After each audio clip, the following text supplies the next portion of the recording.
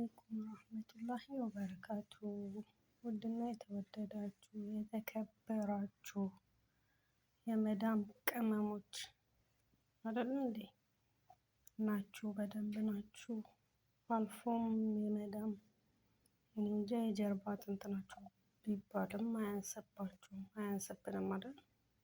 እና እንዴት ናችሁ? አለሁላችሁ እኔ እና ሁላችሁም ሙስሊም ክርስቲያኑ ባላችሁበት አላህ ይጠብቃችሁ ውዶቼ፣ ክፉ ነገር አያምጣብን፣ በሰላም እንደመጣ በሰላም ለሀገራችን ያብቃን። እና ዛሬ መናገር የፈለኩት አንዳንድ ነገር አለ። ምንድን ነው አዲሶች መጀመሪያ ስትመጡ ማድረግ ያለባችሁ ጥንቃቄ፣ አንዳንድ ነገር ማለት እኛ ያው እንደ ሁለተኛ ዙር ነው። እንደዛም ሆኖ ያው እንደ አዲስ ነው የሚያዩዋችሁ። ገባችሁ? ኖርማሊ ሊያስተምሯችሁ ይፈልጋሉ። ኦኬ ችግር የለውም። እሷ በእሷ መንገድ እሷ በምትፈልገው መንገድ ሁሉም የራሱ እንትን ይኖረዋል፣ የህይወት ዘይቤ ይኖረዋል። እና ምንድነው ልላችሁ የፈለግኩት መጀመሪያ ስትመጡ ኮተት አታምጡ። ከዛ ስትመጡ ኦልሬዲ አንዳንድ ነገር ልብስ፣ ሻንጣ ምናምን ምንም አይሰራም። እዚህ ልብስ የረከሰበት ሀገር ነው ያለነው እና ምን እንደሚገጥማችሁ ስለማታውቁ አንድ ሁለት አይት አንድ ሁለት ሺቲ እንዲህ አንዳንድ ሂጃቦች እንትን የምትሉት ማለት ነው። ጊዜያዊ የምትጠቀሙበት ነገር ደግሞ ይዛችሁ ነው ጊዜያዊ። ምክንያቱም ምን አይነት ሰው እንደሚገጥማችሁ ስለማታውቁ ማለት ትንሽዬ ቫዝሊን ሁሉም አይገዛም። ሁሉም የሚገዛል አይደለም። እዚህ ጋር የሚገዛ አለ፣ የማይገዛ አለ። እንትን ብለሽ ደግሞ ተግባብተሽ ግዢልኝ እስክትያት ድረስ ደግሞ ምናልባት ሼም ሊይዝሽ ይችላል። ምን አይነት ሰው እንደሚገጥማችሁ ስለማታውቁ ትንሽ የቫዝሊን ሻምፖ፣ በጣም መሰረታዊ ነገር ነው የምታመጡት። አንድ ፍሬ ሳሙና፣ አንድ ፍሬ ማለት የጥርስ ብሩሽ እና ብሩሽ ትንሽዬዋን፣ በጣም በቃ በአለም ትንሽዬዋን። ከዛ ቢያንስ 2 ሳምንት 3 ሳምንት ከተላመዳችሁ በኋላ የማይገዙ ከገጠማችሁ ነው እያልኩ ያለሁት። ግዙ ትሏቸዋላችሁ። በብዛት ሲጀመር እግራችሁን እንዳስገባችሁ ነው ማቴሪያል ይዘው የሚመጡት በብዛት ማለት። የንጽህና መጠበቂያ እሱን ይዛችሁ ነው እንደመጣችሁ እንትን ላይ ላያስታውሱት ይችላሉ። ይሄን ነገር ሁሉም እኩል ስለማያስብ ማለት ነው። ግን እኔ የገጠመኝ የሚገርማችሁ ነገር ያልገዛችሁ ጉድ የለም። ሰብስባ ነው ያመጣችሁ። ግን ሁሉም እንዲህ ያደርጋል ማለት አንችልም። እና የተወሰነ ነገር ይዛችሁ ነው። አንዳንዴ ደግሞ ምንድን ነው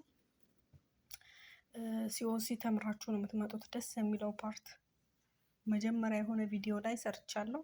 ሲኦሲ በብር አታሰሩ ብዬ ነበረ። ለምን እዚህ ስትመጡ ሁሉም ነገር ሰማይና በቃ ምድሩ ነው የሚገለባበጥባችሁ። ሁሉም ነገር አዲስ ነው የሚሆነው። ተምራችሁ ስትመጡ ደግሞ ልምድ አላችሁ። ቢያንስ ቋንቋ ነው ትንሽ፣ ለምን ሲኦሲ ላይ የምትማሩት ቋንቋ የተወሰነች ስለሆነ በሂደት ታምጡታላችሁ ደግሞ እሱን በሂደት። እና ምንድን ነው አውሩ ከሰዎቹ ጋር። አሁን ብዙ ጊዜ ቪዲዮ ስሰማ አታውሩ ምናምን ነው የምታወሩት፣ እና ማታወሩት ጉዳይ ሊኖር ይችላል። ስለ ፋሚሊ፣ ስለ ቤተሰብሽ፣ ስለ ሚስጥርሽ አታውሪ። እንዲህ ዝም ብሎ ነገር አለ አይደል? ጣል የምታረጊው ነገር እንደዛ አውሩ። በተለይ እናቶች ቤት ከሆናችሁ ያወራሉ እነሱ፣ አውሩ ከነሱ ጋር። እኔ መጀመሪያ ስመጣ ማለት ልጅ ቤት ነበርኩኝ፣ ግን እናትየው ቤት ነበረ የምውለው። ስራዬን ከጨረስኩ በኋላ እናትየው ጋር ሄዳለሁ። እናትየው ቁጭ ብላ የሆነ የሚያወራት ሰው ነው የምትፈልገው። የሆነ እንዴት ነው የልቧን የምትነግረው። እኔ ደግሞ ምንም አልችልም እኮ ገና ከመጣሁ 3 ወሬ ምናምን ነው ማለት። ብዙም ጥልቅ ያለ እንትን የለኝም። አረበኛ ቋንቋ አላወራም። ግን ምንድነው እሰማታለሁ ዝም ብዬ። ገባችሁ? ዛሬ ትሰማላችሁ፣ ነገ ምን ለማለት እንደፈለገች ታስባላችሁ። ከነገ ወዲያ እሷ ያለችውን ነገር እናንተ ትደግሙታላችሁ ማለት ነው።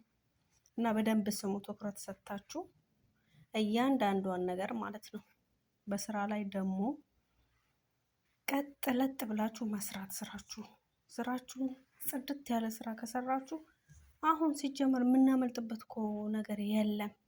እንዴት በሉኝ። አንድ ማለት ነው በየቦታው ካሜራ አለ። በምንድን ነው የምታመልጭው?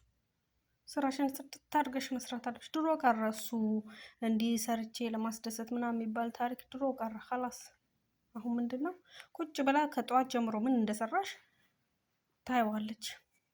ጽድት ያለ ስራ ስሪ። እንደ ባህሪያቸው ደግሞ ሂዱ። የሁሉም ሰው ባህሪ አንድ አይደለም። እንደ ባህሪያቸው እና ሶሪ ሁለተኛ ልናገር የፈለኩት ምንድን ነው እንደ ባህሪያቸው ስላችሁ በጣም ቶሎ ቁጡ የሚሆኑ አሉ።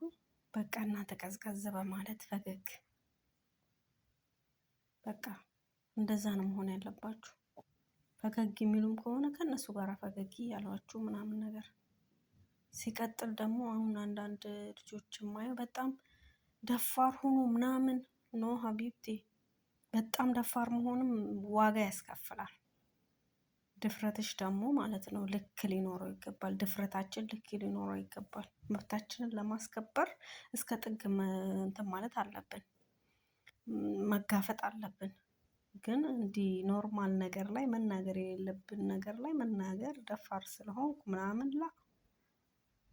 እዚህ ጋር የመጣ ነው ልንሰራ ነው።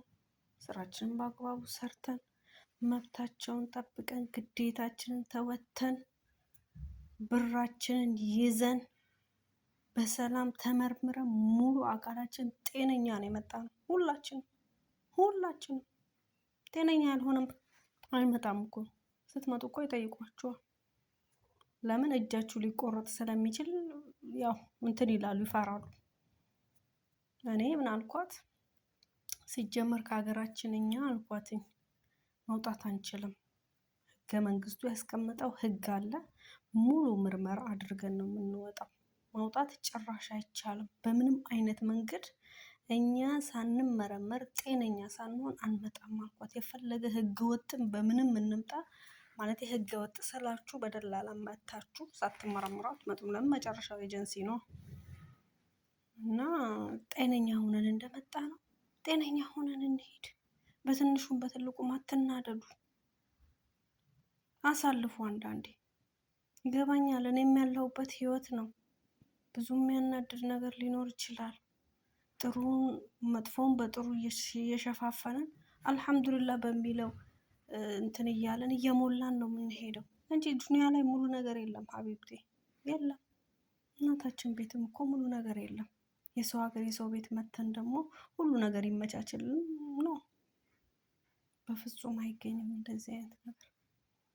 እና የተቻለንን ነገር አድርገን በቃ ራሳችንን ሁለተኛ እንዳንሰደድ ሆነን ትምህርት በቃ እኛ ለእናንተ እስቲ የሆነ ነገር እናካፍል። ሁለተኛ ዙር መተናል። ለምን? የመጀመሪያ ዙር ሴቭ አላደረግንማ። ኮተት ስንሰበስብ ምን ስንል ምንም አይነት ኮተት አያስፈልግም። ከዚህ ሀገር ብር ነው የሚያዋጣው። ብር ይዘን ስንሄድ አገራችን ላይ የመስራት እድሉ ይኖረናል። ሰርተን ደግሞ ምን አለበት እቁብ ገብተን እቃችንን ብንገዛ። እዚህ ኮተት ሰበሰብሽ፣ እሺ አገሩ ሄድን ምን ይሰራል? ኮተቱ ቤቱን ሞላ፣ አይበላ አይጠጣ። ያ ኮተት ወጥተሽ ሰርተሽ ግን ስታመጭና ስትገዢ ምን ያህል ደስታ ይሰማል። ሁለተኛ ላለመሰደድ ነው መውጣት ያለብን።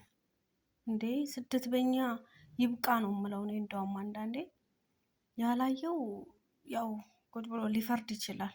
ይሄ ሁሉ እየተከፈላችሁ ምናምን እንዴ መከፈሉን አይደለም ማየት ያለባችሁ፣ ምን እንዴት ሆነን እንደምንውል እንደምናድር ያውቀዋል የደረሰበት ማለት። እና ሁለተኛ ደግሞ እኔ ሁለተኛ ስንሰደድ እኛ አጥፍተናል፣ ሌሎቹ እንዳታጠፉ። አሁን በተለይ አሁን የመጣችሁ ልጆች አታጥፉ፣ በቃ ሴቭ አድርጉ። ስትመለሱ ደግሞ በዚሁ በለመድነው አመጣጥ አትምጡ። አንድ እርምጃ ወደፊት እንምጣ። ምንድነው እሱ? ምናልባት የተማርን ከሆነ ትምህርታችንን ማሻሻል በጣም ተፈላጊ ነው። አሁን እዚህ ሀገር ላይ ተማረ ማንኛውም አረብ ሀገር ላይ ዱባይም፣ ሳውዲ፣ ባህሬን በጣም ብዙ ሀገር ማለት የተማረ ሰው እየተፈለገ ነው። ምን ያህል እንደሚከፈል ደግሞ የሚገርም እኮ ነው። እኛ እኮ በነፃ ነው እያገለገልን ያለው ማለት ይቻላል። እና ምንድን ነው አልሐምዱሊላ፣ ይህንንም እንትን አንልም አንንቅም፣ አልሐምዱሊላ። እና ምንድን ነው ስትመለሱ ቢያንስ የመንጃ ፍቃድ እንኳን በቃ የግዴታ መሰደድ አለብኝ ካልን የመንጃ ፍቃዳችን እስቲ እጃችን ላይ እንያዝ። ይጠቅመናል፣ ወላሂ ይጠቅመናል። ሙያ ነው፣ በጣም ተፈላጊ ነው። የትኛውም ሀገር ተፈላጊ ነው። ሴት ደግሞ በጣም ትፈልጋለች አረብ ሀገር ላይ። ስለዚህ ከመጣም በኋላ ኖርማሊ አይ በዚህ እንኳን ችዬ መምጣት አልቻልኩም እንደዚህ፣ ኦኬ አትምጪ፣ ነይ ይዘሽው ነይ፣ አማራጮች ይገኛሉ እዚህ ጋር እንደምትችል ሴትዮዋ ትነግሪያታለሽ ምናምን። ጥሩ ሰው ከገጠመሽ ዱባይ ላይ እንደውም አሁን የሰማሁት ምንድነው እዛው መዳም ቤት ቁጭ ብለው ድራይቪንግ ይማራሉ አሉ። ደስ ይላል። ከዛ 2 ዓመት ከሰሩ በኋላ ካንስሌሽን ወስደው በዛ በሙያቸው ይሰራሉ። እንዴት ደስ ይላል ለውጥ። ኧረ ኢትዮጵያዊ እንለወጥ፣ ሁሌም እዛው ጋር ነው። ቀጣዩ ትውልድ እኔ እንጃ በእንትን ባይመጣ ደስ ይለኛል፣ በኮንትራት ኦር ደግሞ በጠለብ ማለቴ የቤት ሰራተኛ ሆነን ባንመጣ ተሻሽለን በጥሩ ደሞዝ እንደኛው እኮ ሁለተኛ ዜጋ ሆነው የሚኖሩትን ኑሮ ማለት የሚከፈላቸውን ክፍያ ሀሪፍ ክፍያ ይከፈላቸዋል። ሀሪፍ ኑሮ ይኖራሉ። አገራቸውም ሴቭ እያደረጉ ማለት ነው። አሁን የምሰራበት ሁለተኛ ዜጋ ናቸው። 4 ልጅ ይዘው ለልጅ የሚከፈል አለ፣ የትምህርት ቤት አለ፣ የቤት ኪራይ አለ። ይሄን ሁሉ እየተከፈለ ስንት ቢከፈላቸው ነው አትሉ? እና እኛም የተሻለ ህይወት ይገባናል። ያው ደግሞ ያንን የተሻለ ህይወት ስናስብ ደግሞ እኛም ዝግጁ ሆነን መምጣት አለብን። የተማረ ኃይል ያስፈልገናል ኢንሻአላህ። እና ለእናንተ ምናልባት ትምህርት ይሆናል ብዬ ነው።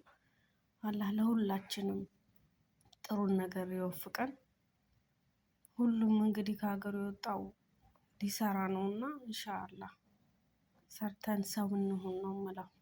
ሁላችሁም ባላችሁበት አላህ ይጠብቃችሁ። ወዳችኋለሁ። ቻው